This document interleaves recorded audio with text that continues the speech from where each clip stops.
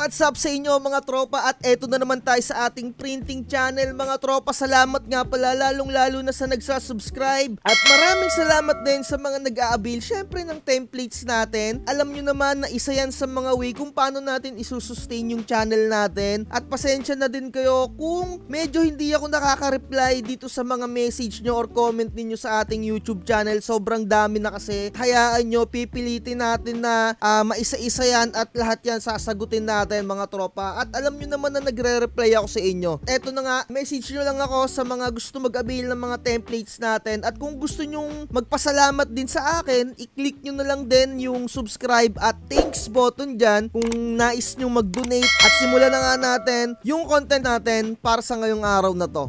Marami sa mga nakakapanood sa akin, yung talagang nakasubaybay, ay sinasabi ko sa inyo na pangit yung mga printer na meron mga maintenance box.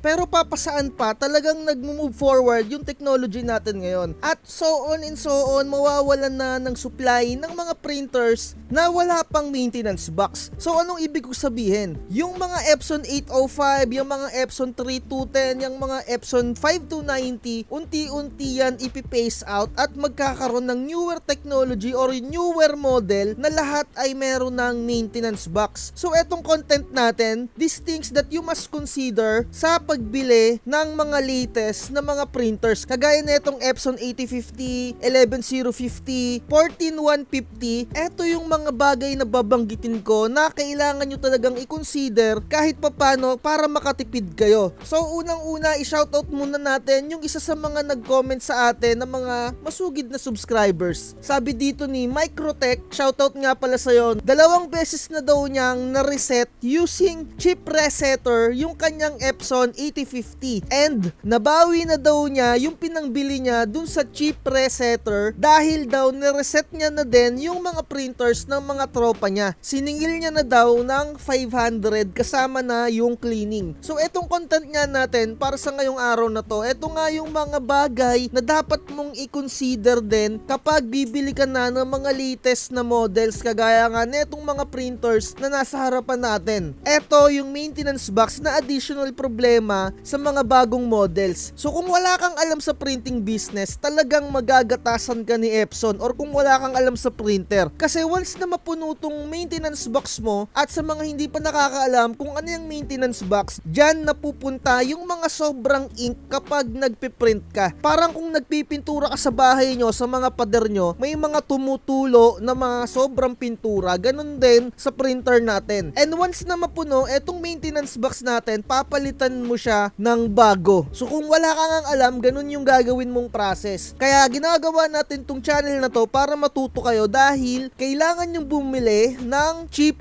resetter. Mas maigi na bumili kayo ng pangsarili nyong chip resetter kesa nagpupunta pa kayo sa mga kung saan saang technician dyan, di ba? Kasi isipin nyo, magpapareset kayo. So magkano sisingil sa iyo? Sabihin nyo na 350, 500.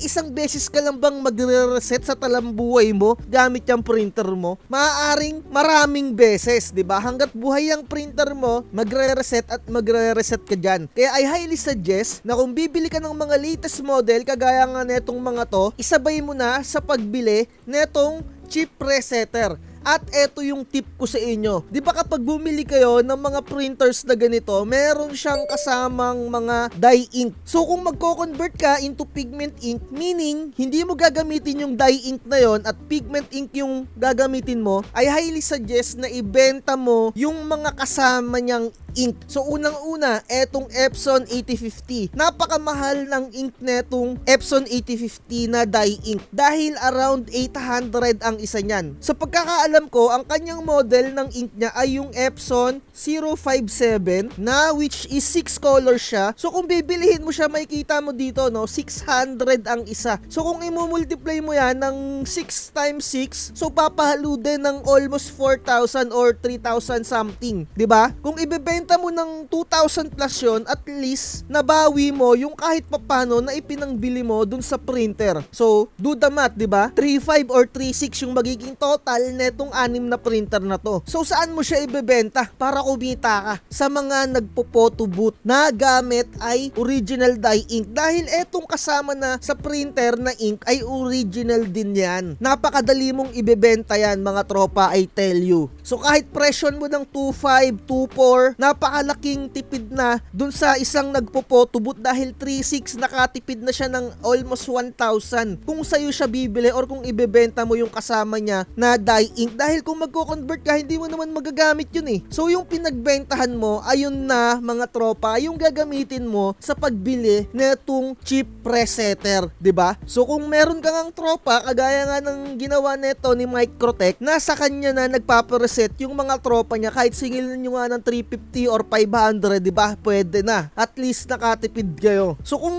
ayaw nyong ibenta or kung gagamitin nyo naman mga tropa, yung ink na included dun sa printer na to, siguro i-consider nyo na magpalit kayo ng chip. So etong nakikita nyo na chip na yan, eto yung nakalagay dun sa inyong mga maintenance box. Etong mga box na to, meron siyang chip dun sa pinakagilid niya, na which is, ayun yung nagno-notify dun sa inyong printer kung mapupuno na. Meron yung counter, no? Nakaprogram yun dun. So etong resetter, eto yung gamit niya na para ma-reset yung chip na nakalagay dito. So kung medyo namamahalan ka nga dito sa chip resetter na to, pwede mong i-consider na yung mismong chip na lang yung papalitan mo. Pero syempre, 10 piraso lang yan, no? 1,100 or almost 1,200. Kaya I highly suggest na bumili ka talaga ng resetter kasi pwede ka pang sumideline. Pwede mo pang i-reset din yung mga maintenance box ng mga tropa mo, 'di ba? Kasi hindi lang naman Epson 8050 yung gumagamit ng maintenance box, napakadami. Ayan, nakikita nyo yung mga models ng mga printer na pwedeng paggamitan ng mga maintenance box. At etong nakikita nyo na maintenance box ay third party na lang. At makikita nyo nga, napakamura. Dahil yung original maintenance box talaga around 800. Kaya kung magpapalit kayo ng maintenance box, di ba? So third party na yung gamit nyo doon. Pero same lang din naman yan eh. Kung bibili ka na lang ng resetter, lifetime mo pa siyang magagamit. Although mura yung third party, 'di ba? It's up to you. Pwede kang bumili ng maintenance box, or kung ayaw mo, i-reset mo na lang siya, linisan mo na lang yung sponge kagaya ng ginawa neto ni Microtech. Nabawi niya na yung pinambili niya ng resetter dahil nga pati yung sa tropa niya nakaka-sideline siya. Kasama na yung cleaning ng sponge. So sa cleaning naman ng sponge, babasain mo lang ng tubig yun tsaka pipiga-pigain mo. Pwede ka rin gumamit ng mga liquid soap kagaya ng mga Joy or kung ano pa mang mga liquid soap na available sa inyo. So sana nagets nyo mga tropa, dahil etong mga printer na to ay hindi na siya pwedeng paggamitan ng mga adjustment program na mga previous natin na ginagamit sa pagre-reset. Although kailangan pa niya ng mga software, pero iba na yung nire-reset niya, hindi na yung waste ink ng counter yung nire-reset niya. Sa mga meron ng 8050 or mga Epson 11050, alam nyo na yan na hindi na siya pwedeng paggamitan ng mga adjustment program na ginagamit natin previously. So ayun lang, sana dagdag kaalaman to sa mga bibili ng mga bagong printers. Although hindi ko talaga siya suggested itong mga 8050, 11050, 14150, pero papasaan talaga. Ayan na yung gagamitin natin sa ating printing business. So sa tingin ko, mag-adapt na lang tayo at next year nga susubukan kong bumili ng printer na yan, yung Epson 8050, dito sa pinaplano natin or pinaplano ko na photo booth business. So ayun na lang, like, share, and subscribe, at huwag na kayong magpahuli dahil ngayon ay 11/11. Syempre sale ngayon sa Lazada. Kung bibili kayo, this is the right time. Sa mga bibili ng printers, yung mga nabanggit ko na to, nasa description lahat ng link. Like, share, and subscribe mga tropa, huwag magpapauto. Chill lang, relax, ngiti. Kahit buhay di ganong kadali. Purchase your tracks today. Chill lang, relax, ngiti.